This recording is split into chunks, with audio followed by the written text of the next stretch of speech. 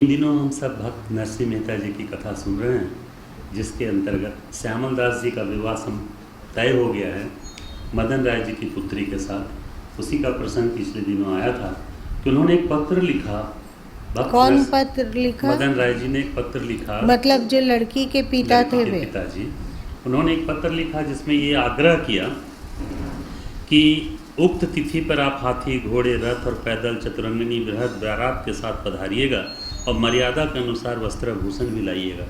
अगर ये क्यों कहा गया कि हाथी, घोड़े, तुरंगी? उनका औकात का पता चल जाएगा। जो पत्र लिखे हैं उनके मित्र कैसे ऐसी है दीक्षा लेटर। वे सोचते हैं कि नरसिंह मेहता तो एकदम अत्यंत गरीब है, जैसा कि सुनने में आ रहा है। जब वे इस तरह की व्यवस्था करके नहीं आएंगे तो स्वाभाविक ही विवाह टूट जाएगा। हाँ, तो ये लाइन भी लिख दिए हैं उसमें है जी, इसमें लिख दिए हैं कि अनुसार वस्त्राभूषण लाइएगा। अगर बारात और वस्त्राभूषण मेरी मर्यादा के अनुकूल न आए तो मुझे बाध्य होकर अपनी पुत्री का विवाह अन्यत्र करना पड़ेगा। आपका मदन राय। ऐसा उन्होंने इसी आशय का पत्र लिखा। अब आगे की कथा इस प्रकार। बड़नगर से ब्राह्मण ने आकर पत्र नरसिंह राम के हाथों में दिया। पहले पोस्ट ऑफिस नहीं था, तुम लोग को पता है ना। पत्र पढ़कर वह श्री कृष्ण मंदिर में गए और करताल लेकर भगवत कीर्तन करने लगे। भक्त की पुकार सुनकर भगवान प्रकट हो गए।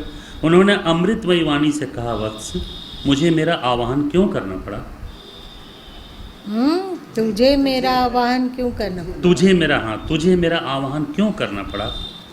भक्तराज गदगद होकर प्रभु के चरणों पर लौट गए। फिर उठकर उन्होंने प्रभु के हाथों में वह पत्र दिया। पत्र पढ़कर भगवान ने कहा, वत्स, किसी तरह की चिंता मत करो। मैं जानता हूँ यह सब जूनागढ़ के ब्राह्मणों की करतूत है। मैं स्वयं अपने कुल परिवार सहित नागरों का वेश धारण कर सारी सामग्री के साथ बारात में उपस्थित होऊंगा और तुम्हारा कार्य संपन्न कराऊंगा। इतना कहकर भगवान अंतर ध्यान हो गए। धन्य भक्त वत्सलता। नरसिंह राम ने आप लोग क्या है इसके बीच में प्रभु तो भक्ति के बस भाई गा सकते हैं। सदगुरु कबीर साहब का भजन है ना।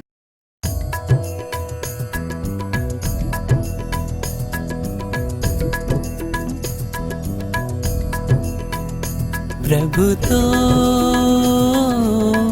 भक्ति के वश भाई, भक्ति के वश भाई, भक्ति के वश भाई।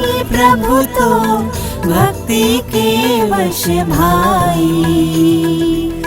जाति वरण कुल रीझत नाही, जाति वरण कुल रीझत नाही।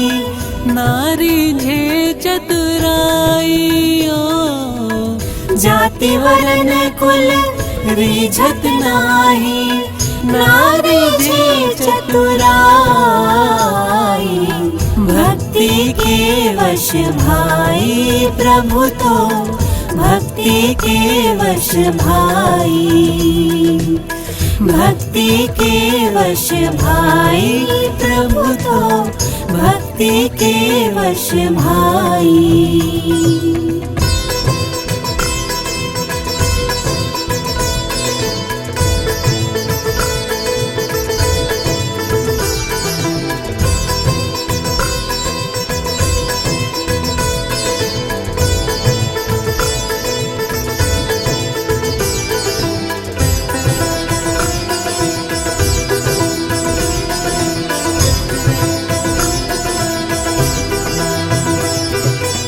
सेवर जाति भीलन कहिए, सेवर जाति भीलन कहिए। झूठे बेर ले आई, झूठे बेर ले आई हो।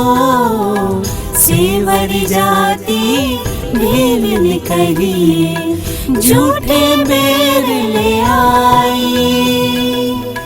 प्रीति जानिवा के फल खाए, ओ प्रीति जानी फल खाए, तीनों लोक बड़ाई, तीनों लोक बड़ाई। भक्ति के वश भाई प्रभु तो, भक्ति के वश भाई, भक्ति के वश भाई प्रभु तो, भक्ति के वश भाई।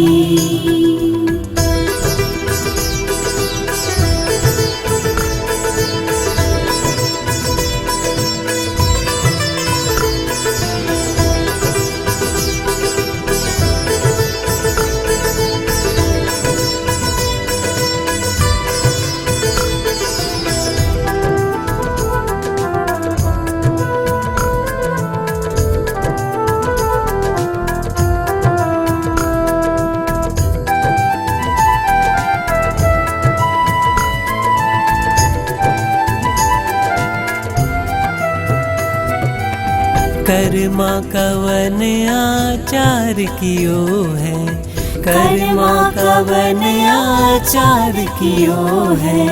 हरि सो नेह लगाई लगाई रे, हरि सो नेह लगाई ओ। कर्मा कवन आचार कियो है, हरि सो नेह लगाई। 56 व्यंजन पीछे अर्पे, 56 व्यंजन पीछे अर्पे। पहले खींचर खाई, पहले खींचर खाई। भक्ति के वश भाई प्रभु तो, भक्ति के वश भाई, भक्ति के वश भाई प्रभु तो, भक्ति के वश भाई।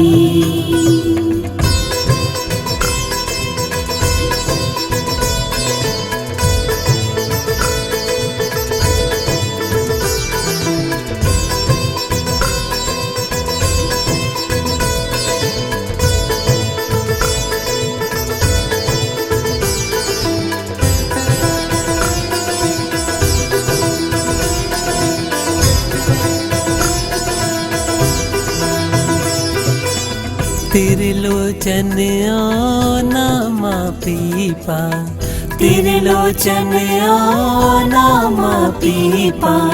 हरि सोहेत लगाई लगाई रे, हरि सोहेत लगाई हो। त्रिलोचन ओ नामा पीपा, हरि सोहेत लगाई। सैन रूप होए मर्दन की ना, सैन रूप होए मर्दन की ना। आप भये हरि नाई, आप भये हरि नाई।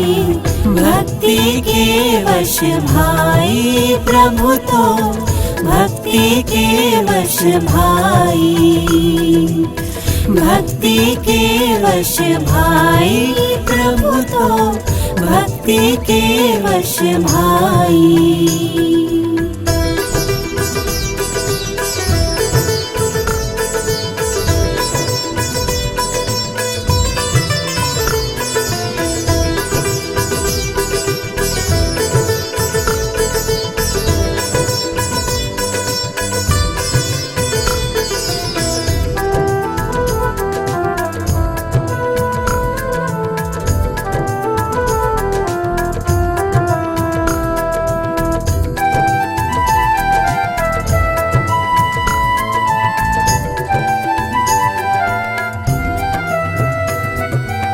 सहस 88 मुनि जग जेने, सहस 88 मुनि जग जेने। तैयो न घंटा बाजे न बाजे रे, तैयो न घंटा बाजे हो। सहस 88 मुनि जग जेने, तैयो न घंटा बाजे। कहीं कबीर सपच के जे में, ओ कहीं कबीर सपच के जे में, घंट गगन होएगा जे, घंट गगन होएगा जे। भक्ति के वश भाई प्रभु तो, भक्ति के वश भाई, भक्ति के वश भाई प्रभु तो, भक्ति के वश भाई। जाति वरन कुल रीझत नाही, जाति वरन कुल रीझत नाही, नारी झे चतुराई ओ। जाति वरन कुल रीझत नाही, नारी झे चतुराई। भक्ति के वश भाई प्रभु तो, भक्ति के वश भाई, भक्ति के वश भाई प्रभु तो, भक्ति के वश भाई।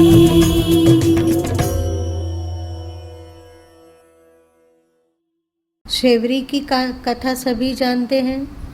सबरी, सब सबरी जी। आप बेटियां सब जानते हैं, बच्चे लोग भी सब जानते हैं, जानते हैं। कर्मा कवन आचार क्यों है, हरि सो हेत लगाई। कर्मा के बारे में जानते हैं कोई? कर्मा बाई एक विधवा ब्राह्मणी थी, तो वो अपने पास लड्डू गोपाल मतलब कृष्ण जी का बाल्य रूप की उपासना करती थी।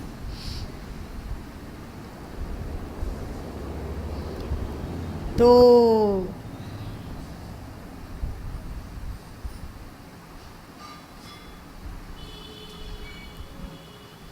सुबह उठती और उनको लगता कि लल्ला को भूख लग गई होगी, छोटा है, बच्चा है, मासूम है, वो स्वयं तो वो बताएगा नहीं, उसको भूख लग गई होगी, तो बिना नहाए धोए किसी तरह एकदम जल्दी जल्दी करके उसके लिए खिचड़ी बनाती थी, उनके लिए खिचड़ी बनाती थी। और यहाँ पर एक बार लीला किए भगवान कि जगन्नाथपुरी में उसी समय 56 भोग का 56 भोग व्यंजन का भोग लगता था। तो ऐसा था कि जो भोग लगता था उस ऐसा में मंदिर था और ऐसे राजा का निवास स्थान था कि राजा दर्पण में देख लेता था कि भगवान को भोग लग गया है। एक बार उठा तो देखता है कि दर्पण में भोग का थाली तो दिख रहा है पर भगवान गायब है। बहुत विकल हो गए राजा, बहुत विकल हुए कि ऐसा कैसे हो सकता है, ऐसा तो होता नहीं था। खैर थोड़ी देर के बाद फिर से प्रतिबिंब दिखने लगा। दूसरे दिन राजा चौकन्ना थे कि आज फिर देखना है, तो देखते हैं कि यहाँ भी भोग का थाली लगा हुआ है पर दर्पण से भगवान का विग्रह गायब है, नहीं दिख रहा है, कुछ नहीं है वहाँ। तो राजा सोचने लग गए कि ये हो क्या रहा है। तो जो पुजारी लोग थे उन लोगों को डांट फटकार मिली कि आप लोग इस समय भगवान को कहाँ उठा के कर देते हो, भोग लग जाता है ये तो ठीक है, वो दिख रहा है, पर भगवान का के विग्रह को तुम लोग हटा देते हो, ऐसा कौन है।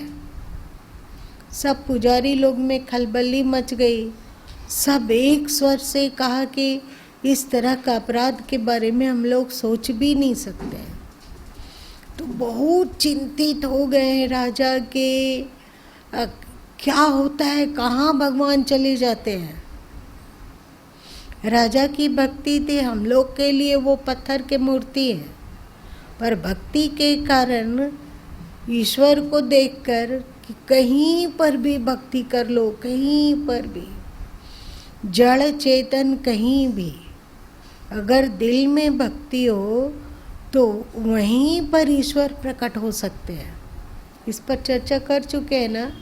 जिस भावना से उनकी भक्ति की जाए उसी के अनुसार वे प्रकट हो सकते हैं। भगवान में कमी नहीं है, हम लोगों की भक्ति में कमी है।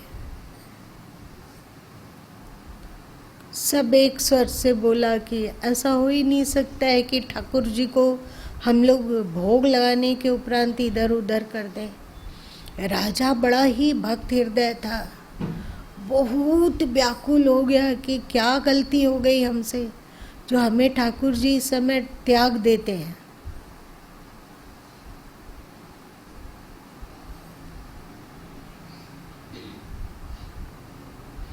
एक बात पता है आप लोगों को, ठाकुर भगवान को भी कहा जाता है, पता है, जमींदार को भी कहा जाता है, पता है, और नाई को भी कहा जाता है। मतलब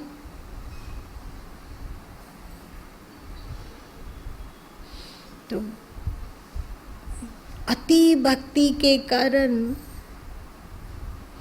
राजा रुदन करने लगा कि कुछ तो गलती हो रही है, पुजारी से गलती नहीं हो रही है तो हमसे गलती हो रही होगी, जो कि भगवान का विग्रह लुप्त हो जाता है। कहाँ जाते हैं उस समय। 1 2 दिन 3 दिन एकदम विकलता से बीता और रोज रोज गायब रहने लगे भगवान। नित्य प्रतिदिन दर्पण में एक निश्चित समय तक गायब रहते थे। इनका रुदन बढ़ते गया राजा का। और आप लोग तो जानते हैं कि प्रभु तो भक्ति के बस भाई। तो एक दिन राजा स्वप्न देखा कि भगवान प्रकट हुए और बोले कि राजन दुखी मत हो, मैं तुमसे नाराज़ नहीं हूँ। मेरी भक्तिनी उस समय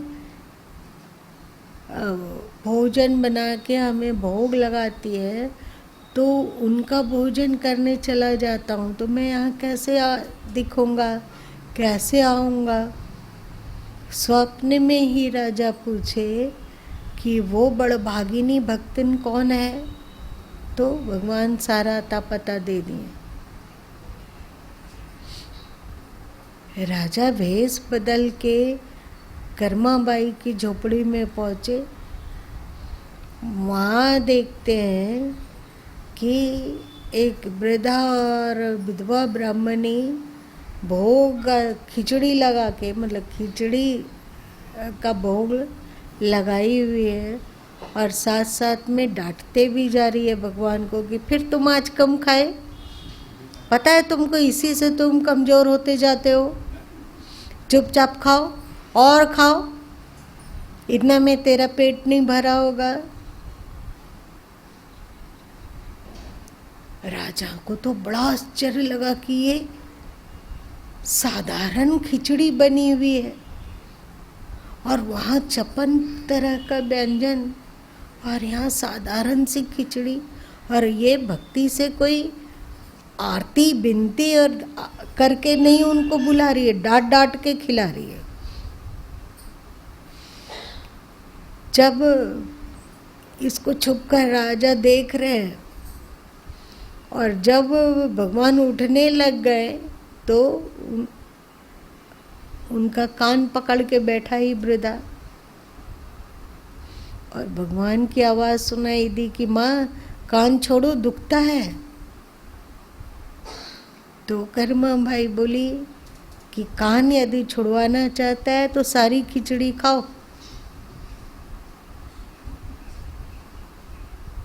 भगवान बोले कि ठीक है कान छोड़ो, मैं सारी खिचड़ी खाता हूँ। और भगवान सारी खिचड़ी पाए फिर यहाँ से ओझल हुए तो वहाँ प्रतिबिंब दिखने लगा।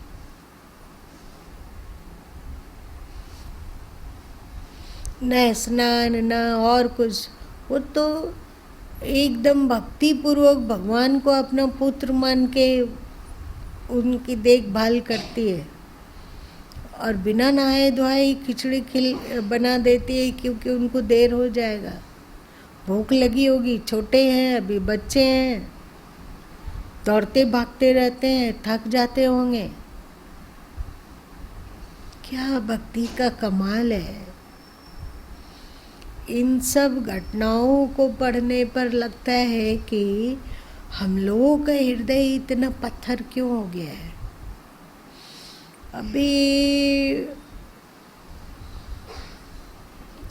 ऐसे बहुत सारे लोग बहुत सारे लोग होंगे जिनके अंतस में पुरकस वैराग्य है ना, वैराग्य ठीक है, और आत्मज्ञान और अभेद ज्ञान भी पूर्ण है कि मैं आत्मा हूँ, शरीर नहीं हूँ, और मेरा स्वरूप उस परत पर ब्रह्म से अलग नहीं है, मैं उनका ही अंश हूँ।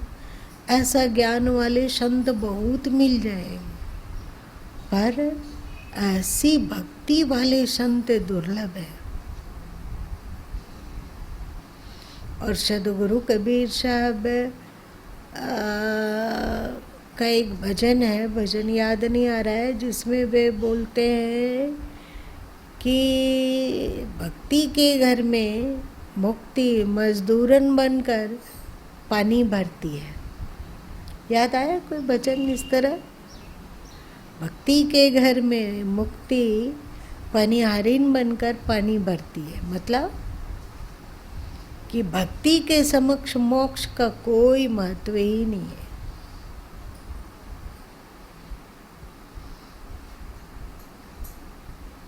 इसीलिए कहें भक्ति के बस भाई, प्रभु तो भक्ति के बस भाई।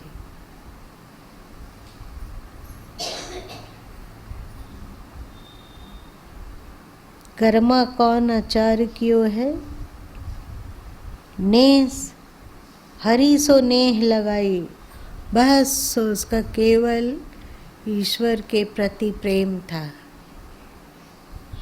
और तिरलोचन और नामा पीपा हरि सो हेत लगाई, सैन्य रूप है मर्दन की ना आप भय हरि नाई। तिरलोचन के बारे में जानते हैं आप लोग? हाँ, नहीं जानते आप लोग? बहन लोग जानते हो? त्रिलोचन जी एक किसान थे और एकदम भक्ति में डूबे डूबे ही वो खेत जोतते, कुड़ाई करते, बुआई करते और फसल काटते और सोनी करते, सारा कुछ भक्ति के साथ ईश्वर के प्रेम में डूब कर वो करते थे। और जब वे भजन गाते थे भक्ति में भर के, तो प्रकृति ठक जैसी हो जाती है। और त्रिलोचन की का कथा कहती है कि भगवान उस त्रिलोचन जी से इतने मुग्ध थे कि उनके यहाँ नौकर बन के रहने लगे। जहाँ जाते तो नौकर बन थे, खेती में हाथ बटाते और जो भी वो कर रहे हो, कुड़ाई गुड़ाई करते, धान उसाते, फसल बोते, और 12 साल तक नौकर बने रहे। क्यों? क्योंकि भगवान को उनका सानिध्य अच्छा लगता था। और हम लोग जैसे ही हम लोग सोचते हैं कि हम लोग कबीरपंथी हैं, यह सब से कोई मतलब नहीं है, वैसे ही हम लोगों को सदगुरु कबीर साहब की इस साखी पर याद रखना चाहिए कि कौन से साखी? पाछे पाछे हरि फिरे कहत कबीर कबीर, है ना? ये मन तो निर्मल भया जैसे गंगा नीर, पाछे पाछे हरि फिरे कहत कबीर कबीर। और जो हम लोग उनका 52 कसनी देखते हैं कि उनको आग में डाला गया अथवा पागल हाथी से कुचलवाया गया, तो सदगुरु कबीर साहब का वहाँ पद है। जैसे कहीं कबीर 2 आखर भाग होगा कसम तो लेगा राग, 2 आखर राम शब्द का जाप करो, यदि वो होगा, राम एक का अगर अस्तित्व होगा तो वो रक्षा करेगा। हम लोग सदगुरु कबीर साहब का एक जो दिव्य रूप है भक्त का, इसलिए तो गुरु माँ की एक पुस्तक आई कबीर की नारदीय भक्ति, तो बहुत सारे कबीर पंथी तिल मिलाया, वो तो थोड़ा अति है लेकिन फिर भी पढ़ने लायक है, क्योंकि जो कुछ भी कहा गया वो सदगुरु कबीर साहब की वाणियों के ही परिप्रेक्ष्य में कहा गया। उनकी वाणियों का उदाहरण से भरा हुआ है वो पुस्तकें, है ना। इसका मतलब सदगुरु कबीर साहब के भी हृदय में भक्ति महारानी की तरह विराजती थी, जहाँ पर सदगुरु कबीर साहब कहें कि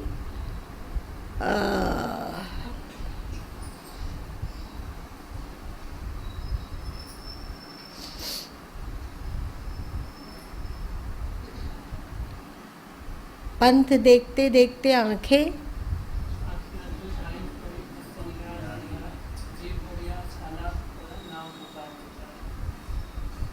अखियां तो झाई पड़ी पंथ निहार निहार। पंथ निहारना मतलब क्या होता है? इंतजार करना कि अब आएंगे अब आएंगे अब आएंगे, ये सोचते सोचते इंतजार करते करते आंखों में झाई पड़ गई। झाई कैसे पड़ती है? झाई किसको कहते हो?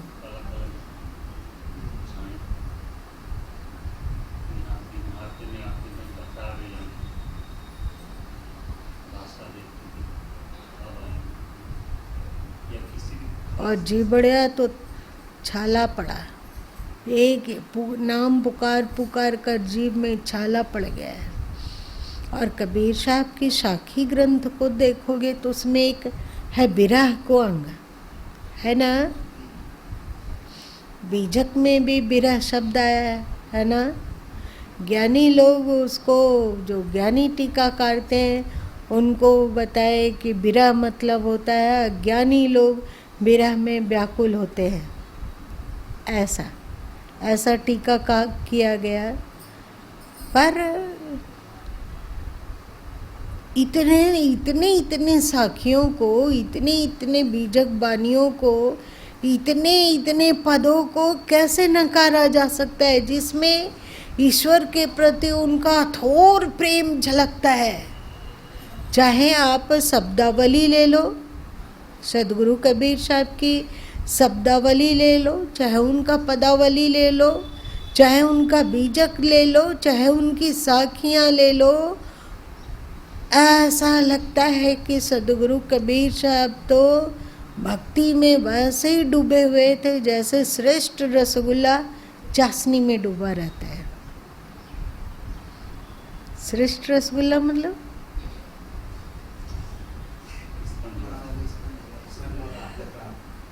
तो वो चाशनी में कैसे डूबता है? ऊपर तैरता है, इतना सब बाहर है, बाकी पूरा रसगुल्ला चाशनी में डूबा हुआ है। ऐसा लगता है ना कि सदगुरु कबीर साहब का व्यक्तित्व जो प्रकट दिखा लोगों को वो इतना है, पूरा का पूरा उनका अस्तित्व प्रेम भक्ति विरह में डूबा हुआ है।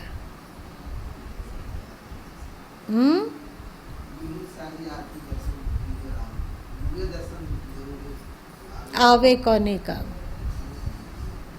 इसको लोग टीका कर दिए हैं कि ये सब अज्ञानी जीव लोग ऐसा कहते हैं।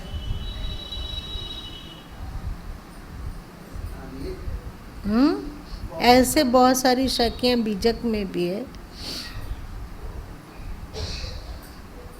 बहुत दुर्लभ होते हैं वे, चाहे गृहस्थ में हो या विरक्त में हो, जिनको अंदर में मलाल होता है कि भगवान इतनी आयु हो गई, अभी तक तेरा अनुभव नहीं हुआ, अभी तक आपसे स्पष्ट मिलना नहीं हुआ।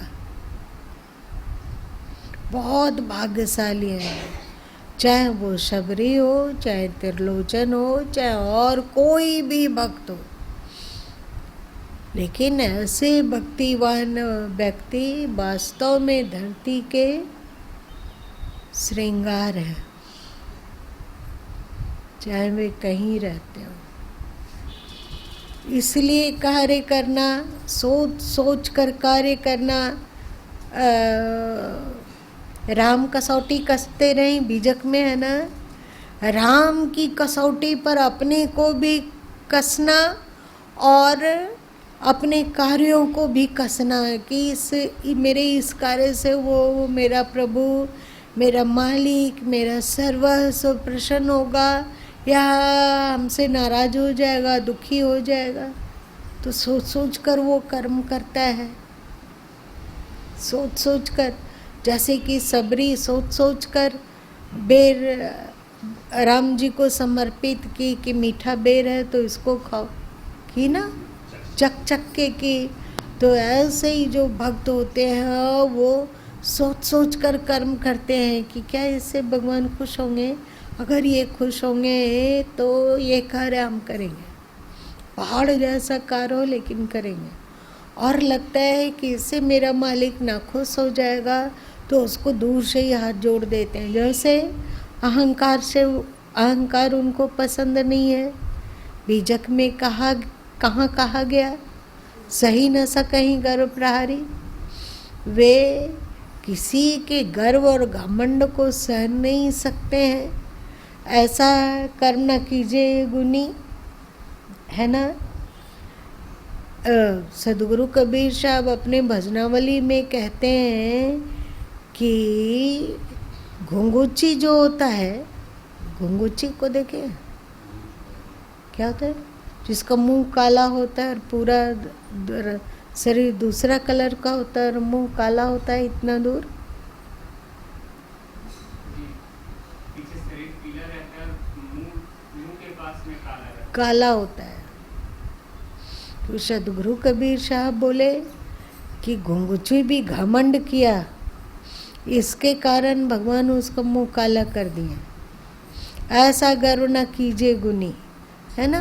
पर तुम हाँ, फिर गर्भ किया रत्नाकर सागर, जल खारा कर डाला रे गुनी। और दो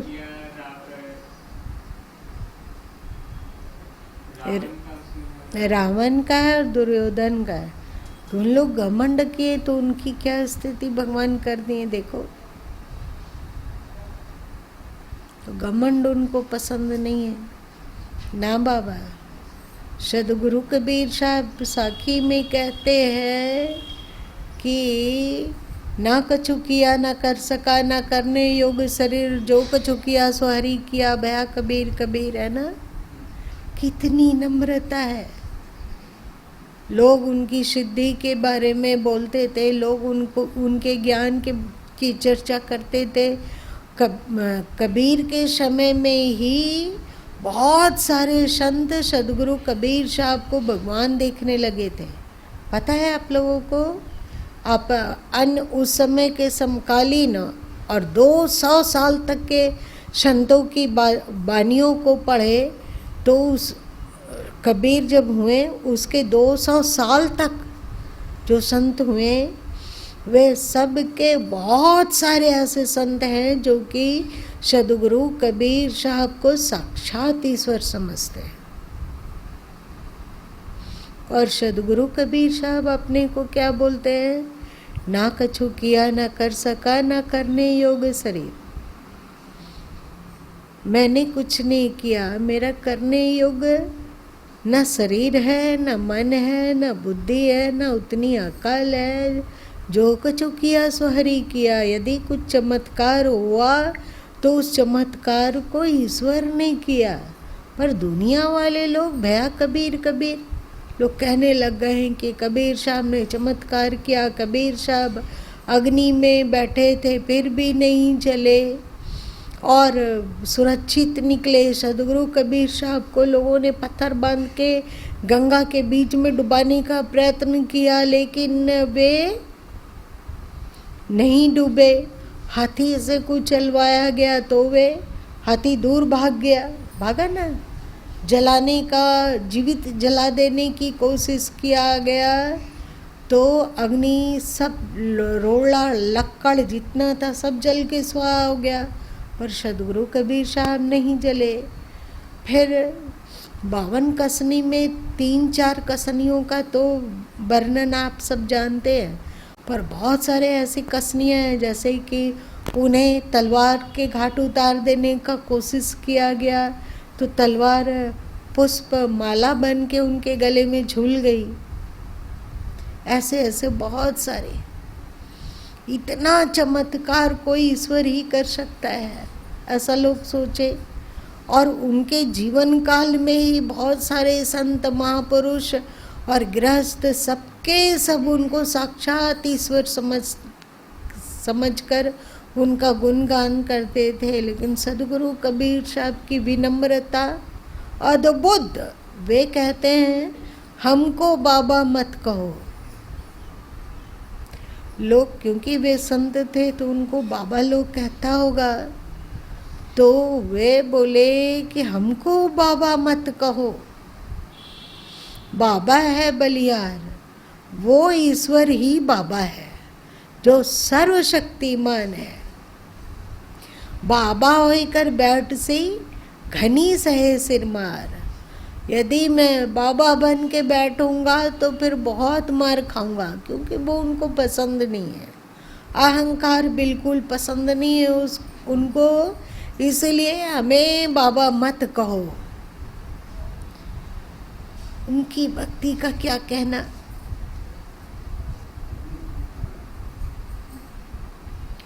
नामा पीपा सेन नाई। नामा पीपा दूसरा दिन का भी सुन लेना, समय समाप्त हो रहा है। सेन नाई जो अभी आप बताए अरुण जी, सेन नाई वे राजा के यहाँ नौकर थे। नित्य प्रतिदिन दाढ़ी बनाना, सिर का मालिश करना और राजा के शरीर में तेल लगाना, जिससे कि ये सब होने के बाद राजा स्नान करने जाते थे। एक बार ऐसा हुआ कि बगल के गांव से कोई उन्हें कीर्तन करने के लिए अपने पास बुलाया तो सेन जी बोले कि इस समय तो राजा का समय है, रात को अगर मैं नहीं यहाँ सुबह सुबह पहुँच सका तब तो राजा दंडित करेगा। हो सकता है कि हमें तो मारी दारे मेरे परिवार को भी उजाड़ देगा। गाँव वाले जो पड़ोसी गांव के थे वे लोग बोले कि चिंता मत कीजिए, ब्रह्म मुहूर्त में ही वहाँ से आप निकल जाइएगा और आप अपने समय पर राजा के पास पहुँच जाइएगा। सेन नाई ये मान लिए। पर जब वे कीर्तन करने लगे तो इतने विभोर हो गए, इतने मशगूल हो गए कि भक्तजन भी इस कीर्तन में डूब गए और सेन नाई भी डूब गया और इधर हो गया समय राजा के मालिश की। तो भगवान वहाँ पर सेन नाई का रूप धारण करके गए और राजा के सिर का मालिश किए। आज राजा के सिर का मालिश कर रहे थे तो क्योंकि वो भगवान थे तो उनके हाथ का स्पर्श से राजा तो लगने लगा कि वो समाधि में जाएगा। फिर एक एक अंगों में तेल लगाकर सब पैर इत्यादि सबका भली भांति मालिश किए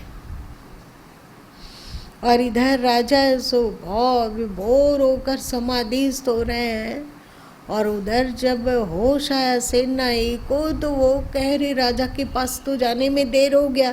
दौड़े वहाँ से और दौड़ के आए तो देखते हैं कि राजा अपने कुर्सी पर विराजित और आंख बंद है और उसके आंखों से मूसलाधार अश्रु वर्षा हो रही है। तो सेनाई को हुआ कि ये क्या हो रहा है, और इनका तो पैर वैर में लगता है तेल चपोता हुआ है, लगाया हुआ है, आज कोई किसी दूसरे को रख लिए हैं क्या। तो सेनाई जाके राजा के चरण में गिरे और कहने लगे कि क्षमा कर दो, आपसे ऐसी गलती नहीं होगी। तो राजा को होश आया और कहते हैं कि कौन सी गलती किए हो तुम। तो सेनाई बोले कि मैं आज समय पर नहीं आ पाया। राजा कहते हैं तुम क्या बोलते हो, अभी ही तो तुम मालिश करके गए हो, देखो मेरे बालों में भी तेल है और शरीर में भी तेल है, मेरे दाढ़ी वगैरह भी बने हुए हैं। तो सेनाई का सिर चकराया कि हम तो आए नहीं। सारी बात सेनाई सुनाए तो राजा को लगा रे भगवान अपनी भक्तवत्सलता के लिए कि भक्त का हित ना हो जाए इसलिए नाई बनकर मालिश किए। और राजा भी पागल कि भगवान का स्पर्श पा सके सेनाई के कारण। सेनाई को वे मुक्त कर दिए जॉब से, नौकरी से। कहें कि आपके पूरे परिवार का योगक्षेम मैं वहन करूँगा। राज्य से आपको जो भी आवश्यकता होगी पहुँच जाएगी। आप जैसे भक्ति भाव में डूब के जीना चाहते हैं डूब के जिए। फिर वैसे ही सेनाई डूबे।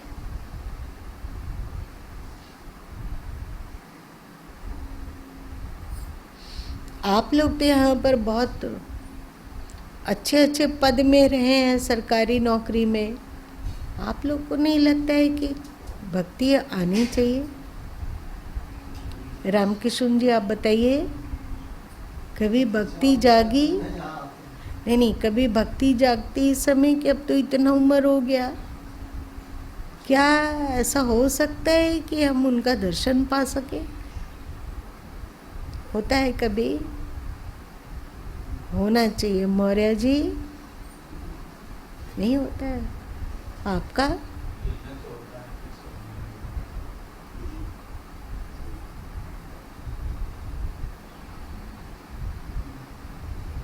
दीपक तुम्हारे दिमाग से क्या तरंग निकल रही है ना, वो गुरुमा को पता चल गया, बोल ही दो।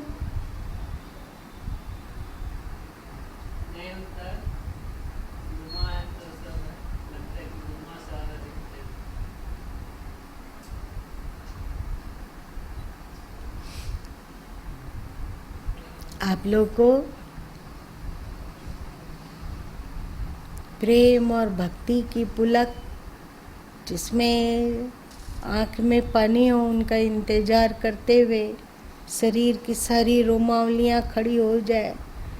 कभी शरीर में ऐसा लगे कि बहुत ठंडा लग रहा है, कपने लग जाते हों प्रेम से, और विभोर की दुनिया से बहुत मोह हो गया, बहुत प्रेम हो गया। अब केवल और केवल और केवल ईश्वर से प्रेम होगा अथवा गुरु गोविंद से प्रेम होगा।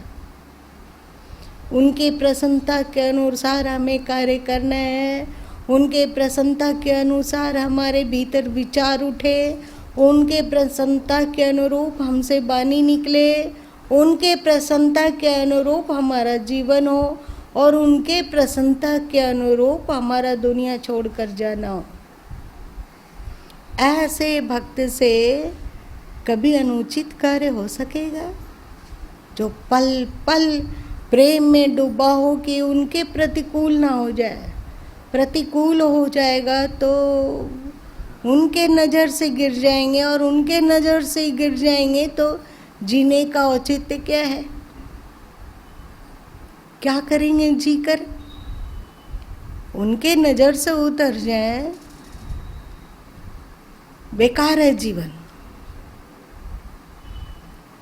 तो राम कसौटी कसते रहें, स्वाभाविक ही होता है उनके अंतस में। प्रभु तो भक्ति के वश भाई। सहसठा स्वपक्ष भगत की कहानी आप लोग जानते हो, इसलिए इसको भी नहीं बोलते हैं।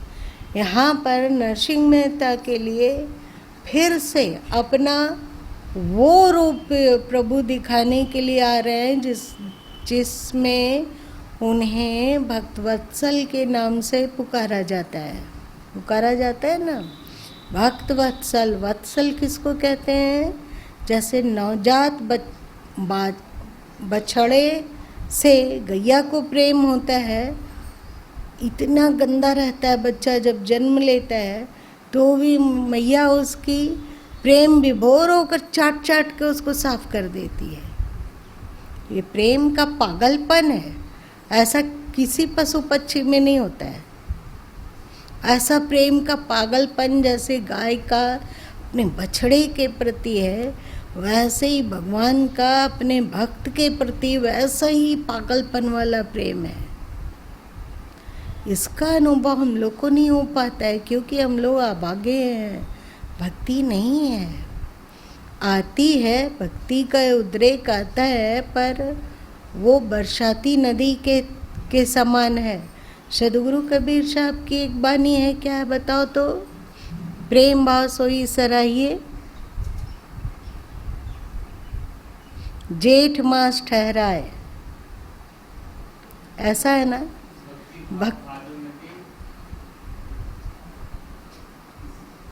जो भक्ति भादों की नदी की तरह हो, भादों सावन भादों में बहुत सारी नदियों में पानी चढ़ जाता है, पर जेठ मास आते आते वे सूख जाते हैं। ऐसे ही कभी भक्ति हो, कभी भक्ति ना हो, कभी भूल जाएं कि ईश्वर को ये कार्य पसंद है कि नहीं है। हम उनके प्रतिकूल कार्य हम लोगों से होने लग जाता है, तो हम लोगों का बरसाती नदी के समान भक्ति है, जबकि होना चाहिए एक रस प्रेम। अनुकूलता आए, प्रतिकूलता आए, हम उनके हैं, उनके लिए ही जीवित रह रहे हैं, उनके लिए ही सारा कार्य है, उनकी प्रसन्नता के लिए जो कुछ हो। यदि वे कहें कि अभी प्राण छोड़ दो तो उसमें भी सहमत है। हमारे सर्वस्व केवल ईश्वर है। संसार के सभी नाते रिश्ते मिलते हैं और बिछुड़ जाते हैं। बिछुड़ते हैं कि नहीं? मृत्यु के समय जो अभी हम लोगों को बेटा से प्रेम होगा, बेटी से होगा, पति से होगा, पत्नी से होगा, तो वो रिश्ते मृत्यु के साथ ही समाप्त। पर ईश्वर से जो हमारा रिश्ता है वो शाश्वत है कि नहीं? क्या उनसे हमारा संबंध छूट जाएगा? कभी नहीं। ना वो हमसे अलग हो सकते हैं, ना हमारी आत्मा उनसे अलग हो सकती है। ऐसे ईश्वर का प्रेम छोड़कर किस दुनियाई मोह में हम लोग डूबे हुए हैं, बेकार जीवन बर्बाद कर रहे हैं। सोच कर भी सिहरन होना कि बेहोशी में भी कहीं ईश्वर के विरुद्ध कुछ हो ना जाए, कुछ बुला ना जाए, कुछ सोचा ना जाए। सब कुछ उनकी प्रसन्नता के अनुरूप हो। वे प्रसन्न तो हम भी प्रसन्न, वे खुश तो हम भी खुश। उनको ये अच्छा नहीं लग रहा है तो हमें भी अच्छा नहीं लग रहा है। जब सरकार प्रभु का शरीर था, आज तक, क्योंकि सदगुरु कबीर साहब की बानी है कि गुरु गोविंद दो एक है, दूजा सब आकार, है ना? ऐसा है। तो सच्चे सदगुरु के प्रति भक्ति ईश्वर के रूप में उत्तरा होना चाहिए। तो जो जो उस समय सरकार को पसंद था उनके जीवन काल में तो गुरु माँ किए ही, साथ साथ आज भी वो सब संस्कार बन गया। जो सब्जी उन्हें पसंद थी उनके जीवन काल में भी गुरु माँ को पसंद था और आज भी पसंद है। हो सकता है कि इस जीभ को अच्छी ना लगती हो वो सब्जी, लेकिन जीभ के पास कोई ऑप्शन नहीं है कि वो अपनी फरमाइश कुछ रख सके, ऐसा कोई ऑप्शन नहीं है। उनको पसंद है, बस पसंद है। उनको ऐसा झाड़ू लगाना पसंद था तो पसंद है तो पसंद है, बस बात ख़त्म। अब मनमाना करने का कोई ऑप्शन ही नहीं है। उनको ऐसा दिनचर्या पसंद था, उनको ऐसा विरक्ति पसंद थी, तो वो पसंद थी तो पसंद थी। चित्त रंग जाए उसमें, अपने इष्ट के रंग में, दूसरा कोई ऑप्शन ना बचे, ऐसी भक्ति हम लोगों को कब मिलेगी? हम लोगों को क्या करना होगा? प्रार्थना करना होगा। क्या प्रार्थना करना होगा? हाँ चलो एक बार गा के समाप्त कर लो 5 मिनट में। भक्तिदान गुरु दीजिए देवन के देवा, भक्तिदान गुरु दीजिए देवन के देवा, जन्म पाए ना बिसरो करी हो पद सेवा, जन्म पाए ना बिसरो करी हो पद सेवा।